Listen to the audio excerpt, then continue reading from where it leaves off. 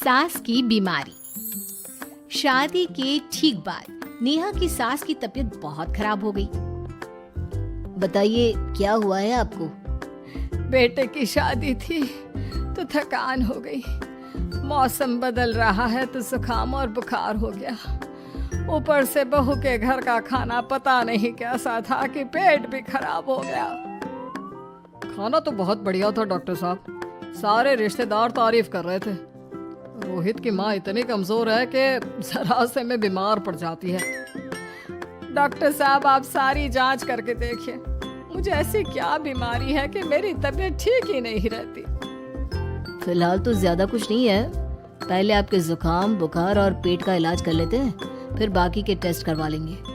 अभी आप ये दवाइयाँ ले आइए। पिताजी मैं डॉक्टर साहब को छोड़कर और दवाइयाँ लेकर आता हूँ। माँ जी तो बीमार थी, इसलिए नेहा ने किचन संभाल लिया। माँ जी अब आपकी तबीयत कैसी है? पहले से ठीक है। आप बैठिए, मैं खाना लगाती हूँ। तेरे बाबूजी और रोहित ने खाना खा लिया? रोहित तो टिफिन लेकर ऑफिस गए हैं माँ, और बाबूजी ने खाना खा लिया है। आप शुरू कीजिए। यह क्या, खाने में इतना तेल इतने मसाले? अरे अभी अभी तो तबीयत ठीक हुई है मेरी, तुम क्या मुझे वापस बीमार करना चाहती हो? नहीं माँ जी, ऐसा नहीं है। क्या हुआ? देखो ये बहू ने कैसा खाना बनाया है। खाना तो बहुत ही स्वादिष्ट था। अरे मैं ये खाना खाऊंगी तो बीमार हो जाऊंगी ना।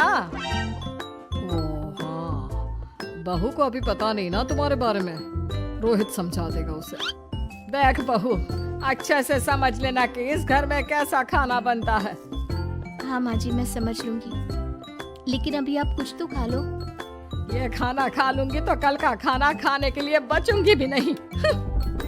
सास की बातें सुनकर नेहा उदास हो गई। उसने रोहित के घर आती ही उससे माँ जी के खाने के बारे में पूछा। आज माँ जी ने मुझे खाने के लिए बहुत बुरा भला कहा। माँ को मसालेदार और तेल घी वाला खाना सूट नहीं करता, वो बीमार पड़ जाती हैं। ऐसी क्या बीमारी है माँ जी को? पता नहीं, आज तक कई डॉक्टरों को दिखाया, कितने टेस्ट करवाए, लेकिन कोई बीमारी पकड़ में ही नहीं आई। नेहा को कुछ समझ में तो नहीं आया, लेकिन उसने अपनी सास के हिसाब का खाना बनाना सीख लिया। माँ जी आज तो खाना ठीक है ना? खाना तो ठीक है, लेकिन ये मुआ रेडियो क्यों चल रहा है इतनी तेज आवाज में? वो माँ जी मैं अकेले काम करते करते बोर हो रही थी ना, तो टाइम पास करने के लिए चला दिया। तेरे इस टाइम पास के चक्कर में मेरा सर दर्द से फटने लगा है। तेज आवाज से मुझे माइग्रेन हो जाता है। सॉरी माँ जी, मुझे पता नहीं था।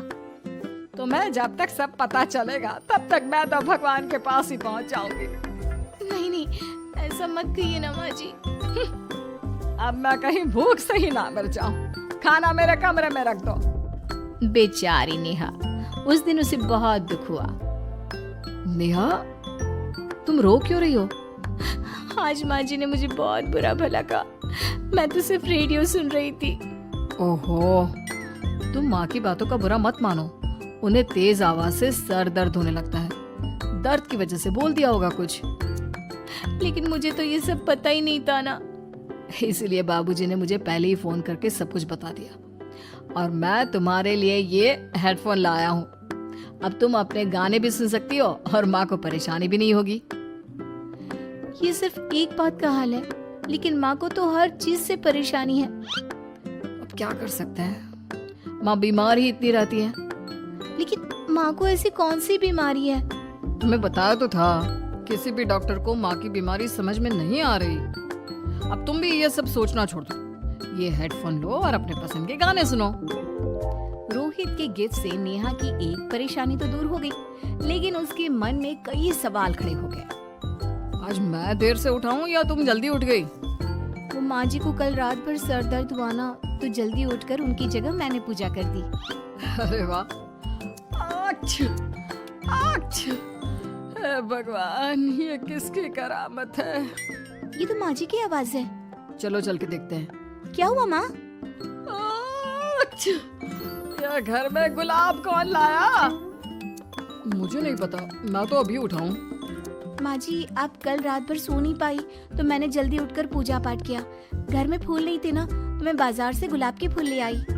नेहा, माँ को गुलाब के फूल की एलर्जी है। अब मुझे ये कैसे पता होगा? अच्छा, तुझे कुछ पता नहीं तो तू वही काम क्यों करती है जिससे मेरी तबीयत खराब हो जाए? रोहित के बाबूजी, ये बहू मेरी जान लेना चाहती है। माँ जी, मुझे ऐसा करके क्या मिलेगा? वो तो तुझे ही पता, लेकिन कुछ तो है। रोहित की माँ बस करो, बेचारी बहू को कुछ पता ही नहीं है, बस इसलिए उससे गलती हो जाती है। जाओ तुम कमरे में। बहू, तुम रोहित की माँ का बुरा मत मानो, वो अपनी बीमारियों से इतनी परेशान है कि उल्टा सीधा बोल देती है। नहीं बाबूजी, मुझे बुरा नहीं लग रहा, मुझे चिंता हो रही है माँ जी की बीमारी की। ये बताइए कि माँ जी को ऐसी प्रॉब्लम्स कब से होने लगी? शादी के 6-7 महीने बाद से। बाबूजी, तब घर का माहौल कैसा था? अरे भरा पूरा परिवार था। मेरे बाबूजी, माँ, काका, काकी, मेरे दोनों बड़े भाई, दोनों भाभियाँ, दोनों के 2-2 बच्चे हैं, एक छोटा भाई और एक बहन, सब साथ रहते थे। इतना बड़ा परिवार? हाँ, मैं जब 10 साल का हुआ ना, तब पापा का ट्रांसफर यहाँ हुआ। उसके पहले तक तो हमारी जॉइंट फैमिली ही थी। और माँ जी किस चीज से बीमार पड़ जाती हैं? जब तेज गर्मी हो, ठंड हो या ज्यादा बरसात हो जाए। जब माँ ज्यादा थक जाए, जैसे दिवाली पर घर की सफाई या कोई फंक्शन हो, या ज्यादा मेहमानों के आने से घर का काम बढ़ जाए। तेज म्यूजिक, तेज लाइट या ऐसे कोई तेज स्मेल आ जाए। तो माँ जी की ये बीमारी ठीक हो सकती है। कैसे? सब पता चल जाएगा। आप कल माँ जी की टेस्ट रिपोर्ट लेने जाने वाले हो ना? हाँ। तो सुनिए क्या करना है। अगले दिन रोहित माँ जी की रिपोर्ट्स लेकर आता है। माँ, बाबूजी, नेहा। अरे क्या हो गया रोहित? माँ जी की रिपोर्ट आ गई है। कुछ सीरियस है क्या? जिसका डर था वही हुआ। अरे गोल गोल बातें मत कर, सीधी तरफ बता बेटा, क्या हुआ है मुझे? माँ, आपकी किडनी, लिवर सब फेल हो गया है, आपका दिल भी कमजोर हो गया है। डॉक्टर ने कहा है कि आपके पास सिर्फ 1 महीना बचा है। ये क्या बक रहा है? ऐसा हो ही नहीं सकता। मुझे लग ही नहीं रहा कि मैं इतनी बीमार हूँ। लेकिन माँ जी, रिपोर्ट झूठी तो नहीं हो सकती ना? हाँ, माँ को 20 साल की उम्र से बीमारी लग गई थी, लेकिन कोई डॉक्टर पकड़ नहीं पाया और अब ये बीमारियां बहुत ज्यादा बढ़ गई हैं। हाँ रोहित की माँ, तुम्हें याद है शादी के 6 महीने बाद से तुम बीमार रहने लगी थी। अरे लेकिन वो अलग था, मुझे ऐसे कोई बीमारी नहीं हो सकती। ये तुम कैसे कह सकती हो माँ? हाँ, तुम उस वक्त बीमार पड़ी थी ना, और अब डॉक्टर भी यही कह रहे हैं, तो सच ही तो होगा। और आप तभी से बीमारी तो रहती आई हैं। अरे लेकिन तब मैं बीमार थी ही नहीं। क्या मतलब? अरे तब मैं बीमारी का नाटक करती थी, मुझे कुछ नहीं हुआ था। ये क्या बोल रही हो? हाँ, घर में इतने सारे लोग थे और सबसे छोटी बहू मैं थी, तो सारा काम मुझे करना पड़ता, इसलिए काम से बचने के लिए मैं नाटक करने लगी। लेकिन आपको अभी भी वही बीमारियां होती है ना माँ? हाँ, अगर नाटक था तो ये प्रॉब्लम तुम्हें अभी क्यों होती है? इसका जवाब मैं देती हूँ। माँ जी कई महीनों तक नाटक करती रही, इसलिए इनके दिमाग ने धीरे धीरे इस झूठ को सच मान लिया और इनका दिमाग उन बीमारियों का एहसास कराने लगा। हैं? ऐसे भी होता है क्या? हाँ माँ जी, इसे प्लेसिबो इफेक्ट कहते हैं। जब आप बात बात पर बीमार पड़ने लगी तो मैंने अपने मामा से बात की जो एक साइकोलॉजिस्ट है। उन्होंने बताया मुझे। तो ये रिपोर्ट्स? मैंने झूठी रिपोर्ट बनवाई थी नेहा के कहने पर, ताकि आप सच बताएं। यानी मुझे कुछ नहीं हुआ? नहीं माँ जी, और आपकी इस प्रॉब्लम का भी सोल्यूशन है। हम किसी अच्छे साइकोलॉजिस्ट को दिखाएंगे और आप जल्द ही ठीक हो जाएंगी। वाह बहू, मैंने तुझे इतना भला बुरा कहा और तूने मेरी जिंदगी भर की तकलीफें दूर कर दी।